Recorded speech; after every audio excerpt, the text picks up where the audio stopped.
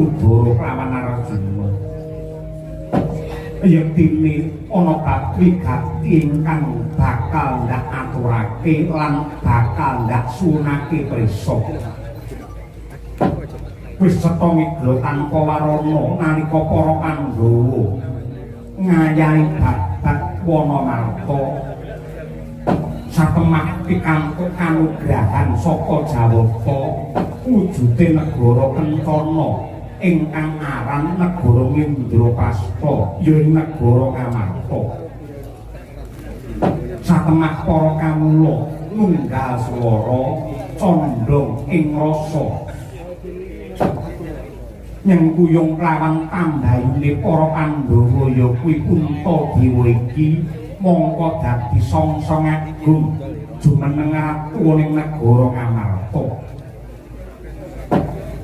nanging ripalungguhan isih gawang-gawang Puntadewa isih kemutan marang ratuning Gandharwa sing biyen ngemudeni negara Indraprasta ya kuwi Prabu Jin Yudhistira nalika panjenengake masrahake marang negara Batara Kawarsa panjenengane biyen paring dawuh supaya para Pandhawa ngunjukake rasa syukur marang purbane Hyang Agung kanthi nganakake sesaji agung utawa sesaji suci ingkang sinebut sesaji Raja Suya.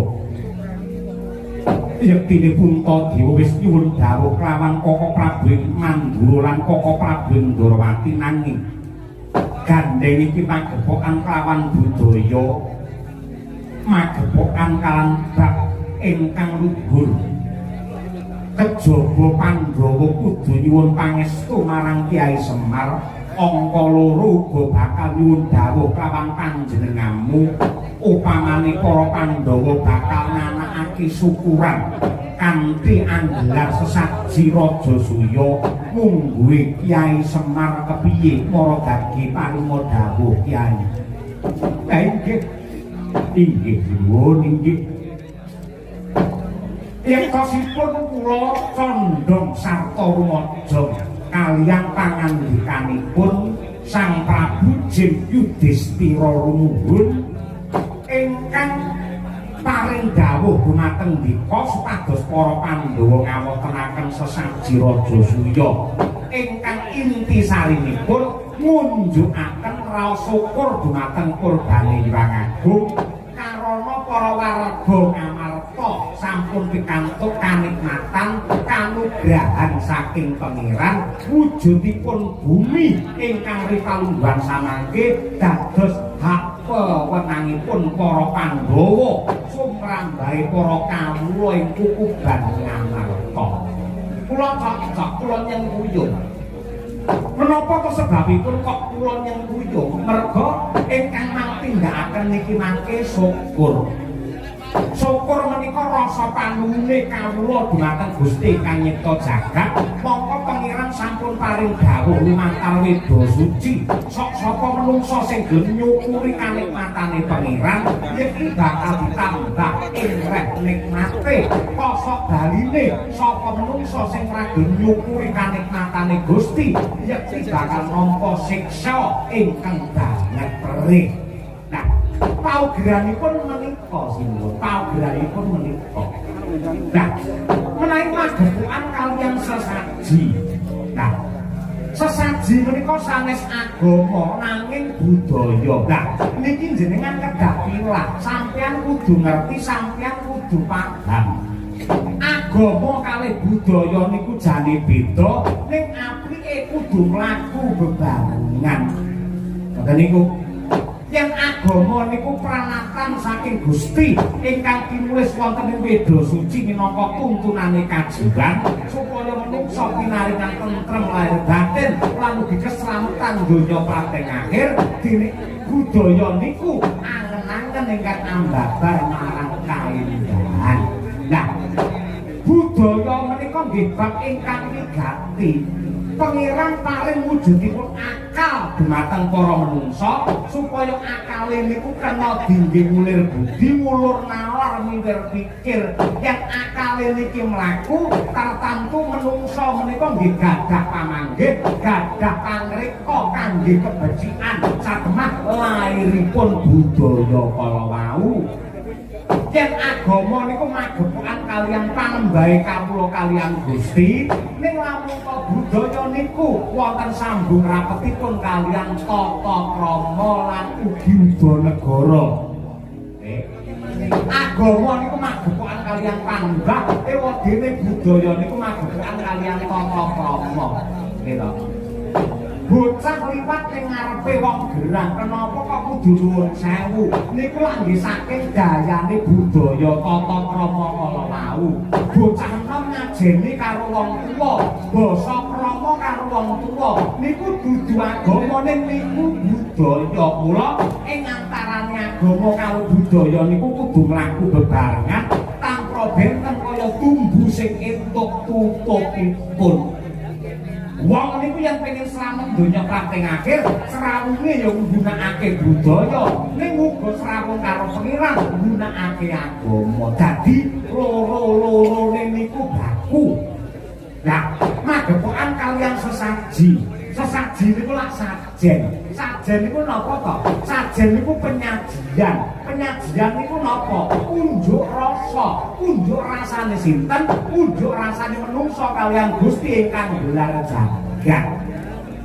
Ingkang surasipun saklebetipun sesaji utawa sajen kala wau para kawula menika ngempalaken asil bumi kala gumandul kala kasimpar kala wija kala kapendhem lan sak piturutipun lajeng dipun aturaken wonten ngarsanipun Gusti kanthi panyuwunan kanthi pangucap duh Gusti menika sedaya kanugrahan peparing saking paduka ingkang murakapi dumateng gesang kula mila kula ngaturaken panuwun niku maknane sajen.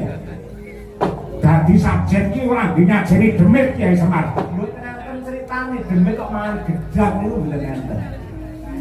Mboten enten critane sing doyan gedang nggih menungsane niku, mboten niku. mboten enten critane kok sing jenenge demit kuwi doyan ingkung niku mboten enten. Mergo ingkung niku sing seneng ya peniti-peniti niku. Soalnya yang pas ruwatan ngoten niku, wong ruwatane niku urung rampung. Nek pitike nang kuwi piyak-piyak parandene sikile pitik niku ditaleni nganggo rafiah didaduk karo sikile peniti apa enten muni dadane. Pamrih napa men pitik kala mboten dipek karo wong liya, sikile pitik didaduk karo sikile sing bakal ngepek pitik niku. Ngoten niku enten. Riyen niku nggih enten tukang sang mulih nggawa wujudipun. Napa niku jenenge ndok diadahi disaki teng nggodho. Kula ngerti nek niku ndok sing entah lajeng kula rangkul. Ya Allah, blondor ndoke pecah. Moko klambine putih, akhire kuning kabeh. Oh, dadi ora apa-apa kan iki sajen. Pinujengan iki ora apa-apa. Yang wilujengan lah padha kali slametan. Wong slametan iku intine lak nyuwun slamet. Wong wilujengan iku intine nyuwun wilujeng. Lek nyuwun marang sapa? Tetep bali marang Gusti ingkang nggelar jagat. Mila wonten wujudipun tumpeng. Menika wujudaken menawi tumpeng menika lak mati licik munggah. Sing diesti mung siji, nggih Gusti ingkang Maha Suci, Gusti ingkang Maha Kuwasa, ingkang paring kanikmatan dhumateng sedaya para titah. Wonten wujudipun buceng. Buceng niku nggih enten maknane. Ngerti kok? Ngerti. Buceng iki tegese nyebuta sing kenceng, aja nyebut karo sapa-sapa, nyebuta karo Gusti ingkang nyipta jagat. Yen ana tembung buceng tumes kewerdine piye? Ngerti no. Apa? Buceng tumes iki mlebune kenceng metune lemes. Sing yaine lambi elek. Wis sing yaine kene daerah pondok. Aku mbiyen lairku yo ning pondok lho, Tru. Pondok pesantren. Pondok bersantren.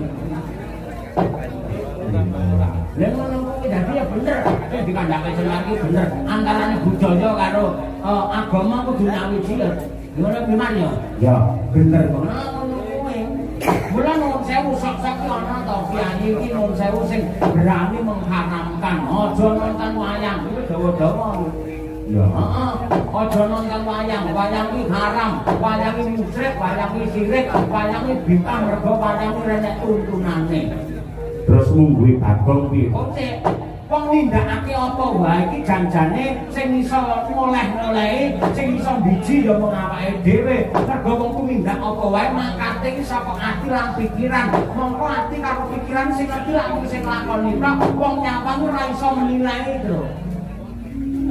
Ono kuwi dadi diarani musyrik karo syirik itu tidak terletak pada perilaku dan bedanya, namun terletak pada pikiran orang itu sendiri menomorduakan Tuhan atau tidak. Dia hanya menomor satukan Tuhan itu benar, dan nanti menomorduakan Tuhan itu salah, itu musyrik, itu syirik.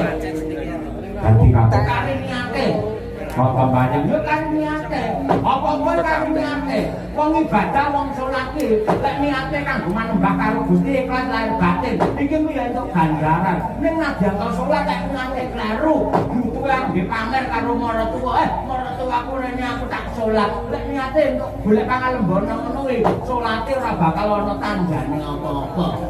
Padha karo wong munggah kaji, lek niate nyempurnake rukun Islam, kuwi apik kuwi becik. Lek niate karo nggih pamer karo tangga, iki lho wong mampu, iki lho wong sugih, iki lho wong alim. Lek niate pamer ngono kuwi, kajine ra entuk apa-apa, mung kelangan dhuwit karo awake kesel.